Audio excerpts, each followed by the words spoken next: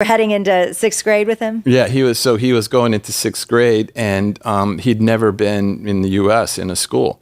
And so I told him, you can go to public school or private school or homeschool, whatever you want to do. I want you to just ask the Lord what he wants you to know and do. And so even a fifth grader can do that. And so he did, and he said, I want to go to public school. And we're like, okay, that's why? Because I want to be with kids that don't know Christ. Okay, so move into this place, and it's a very rough middle school, very difficult. And he gets beat up and robbed the first day. And he comes home, and he's, I'm thinking I didn't hear God correctly. And it's interesting. And I said, well, no, that's not how it works, because just because the Lord invites you into something doesn't mean it's just the easiest thing you've ever done. Wow. Like, that's not true. And so as a parent, we couldn't just pull him out of the school and go, yeah, God made a mistake because it was hard and there were mean people there. Like, that would be to give him a false view of God and the world. And so I said to him, listen, when you ask God a question and God invites you into something and you say yes, obedience is to hear and respond. To hear and respond, and that's greater than sacrifice. So we're going to stay the whole school year, but I'm going to teach you how to fight. I'm going to teach you how to protect yourself and all that good stuff. But you need to stay. And it was a amazing year for him. It was very hard, and he was so beautiful how he dealt with it. But one of the things we were praying about is, God, what is his unique identity? And because the Lord will tell him, not me. And so I think one of the greatest things you can teach your children is how to hear from God and to know who they are. If they can hear from God and know who they are, they can go anywhere and they'll be fine. So anyway, he comes to me one day and he says in sixth grade, I know my identity in the kingdom. And I said, great, what is it? And he said, I'm a skateboarder for Jesus. And I said, okay, well, I didn't really think of that kind of identity, but okay. All right, we'll start there. And I said, do you have a skateboard? And he said, no. And I said, well, so let's get a skateboard. So we get him this, cheap skateboard. And he goes out in the driveway and he just starts working on skateboarding. And he's frankly awful. He just falls all the time. And I'm like, wow, this is going to be a hard identity to work out because he's not very coordinated. But he just sticks with it and he loves it. And he's like, Dad, if you don't fall, you don't learn. I'm like, wow, just if you learn that lesson in life, great. And he keeps going, and he actually gets pretty good. And by eighth grade, he's quite good. And then I know that we're going to get sent to Baghdad. And so I'm going to break it to him that we're going to be sent overseas. And just for context, this is in the middle of the war, right? 2003 and 4. Yeah. And so, and I know our team's going to get sent. And so I tell him one day, hey, listen, we're going to move to Baghdad. And, this is what we're going to do next. And we're going to be there for a while. And he says to me, isn't there a war going on there? And I said, yeah. And he said, so there's probably not any skateboarding there. And I said, I'm sure there's not. And he was devastated. And he said to me, Dad, you know my identity.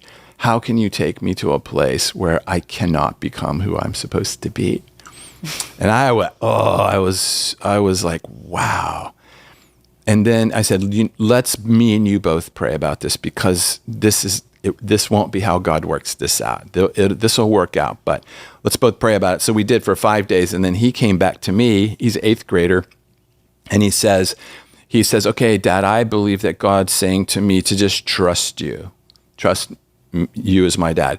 And I'm just going to go with joy, and I'm not going to question it or anything. And so I'm just going to go with this. And I said, I think that's great. And I think the Lord told me that he has your identity in mind, and that somehow Baghdad is a good idea.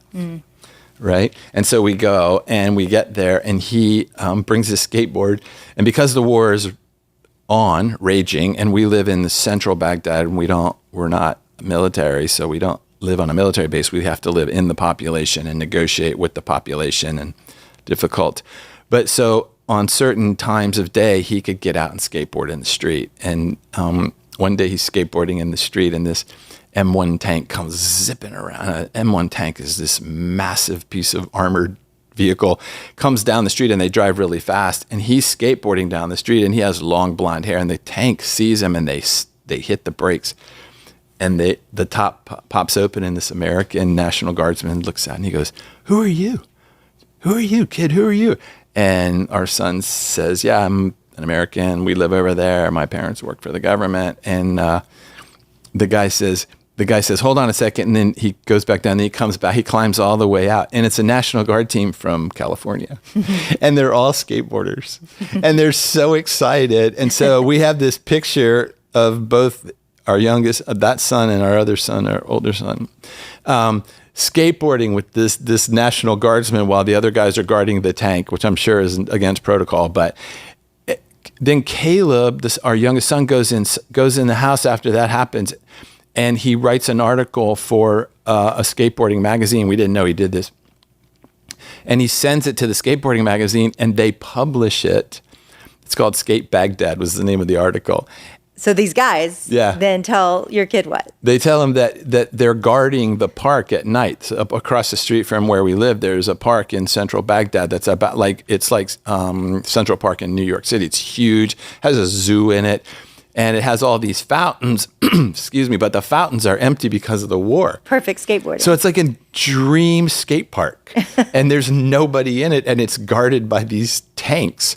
And so the tank team says, we're guarding the gate, in the afternoons and in the evening. If you want to come in here and skate, you can. And so again, we have these pictures of him going in there. So we go over there one of these days and walk by the tank guys into the park. And all these Iraqi young people, that the war's on and there's nothing to do. Everything's closed. They come into the park. They let them into the park. And we have filmed this video of Caleb and Ben, our other son, skateboarding in these empty pools and fountains, teaching these Iraqi kids how to skateboard and handing out skateboards that the Skate magazine had sent them as payment for the article. And he starts this skate club in Baghdad. During the war. And they could only skate at certain times. It was the funniest thing. And the Iraqi kids had never seen anything, hadn't seen skateboarding because they've been under a boycott for 10 years and had no internet or anything. So they had no access to the outside world. So it was this, and so Caleb was just in heaven in that. And then later when we got moved out to Jordan after our job in Baghdad was finished, we got moved over to Jordan, and Caleb immediately, by then he was in 11th grade, and we move over into Jordan, and he immediately goes downtown Amman, Jordan with his skateboard right in the center of the downtown, and there's there's an island where cars drive around and rails and stairwells, and he just starts skating up and down, and the policemen come over to him, the Jordanian police officers, and they're like, what are you doing? What is this? And Caleb's like, this is skateboarding. And they're like, who are you? And he said, I'm an American. My parents work for the government. And they said, we like what you're doing. And they stop the traffic. They divert the traffic away from this area. So Caleb is free to skateboard. And Caleb comes home and he's like, Dad, I'm in heaven. The police here are not preventing me from skateboarding. They're making it so I can skateboard. Wow. It's unbelievable. The next day he goes back and there's a group of Jordanian kids with skateboards waiting to skate with him. And they begin skating there every day. And one day a Red Bull representative is visiting Amman, Jordan, and she stops and she sees Caleb grinding a rail, skateboarding. And she gets out and she walks up to him and says, who are you? He says this thing.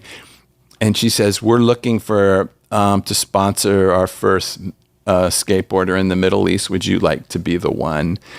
And he's like, yep. And then they have their first Middle East competition and he wins it. And then he goes on, he starts a skateboard company, and the King of Jordan gave him land for a skate park in Jordan. So, and then he ends up going to business school. So he always says when people ask him, like, if God says you're a skateboarder for Jesus and then tells you to move to Baghdad, you move to Baghdad as fast as you can. That story. I know everybody listening right now is going, well, what is my identity? What does it look like for me? I've never had God tell me that. What would you say to them to pray? And I know we'll be back again next week, but. It's just simply to ask, spend some time in quiet. And it's a bit of a process, but simply just to say, in prayer, just ask the Lord, what do you call me? When you talk about me, what do you say about me? If you were going to wake me up in the middle of the night, what name would you call out to wake me up that's distinct in me from anyone else you've ever made? What would you call me? It's so beautiful. Thanks for watching. I hope you enjoyed, and there's a ton more content for you. So go down below and you can subscribe to my channel, and we post about twice a week. So come hang out with us.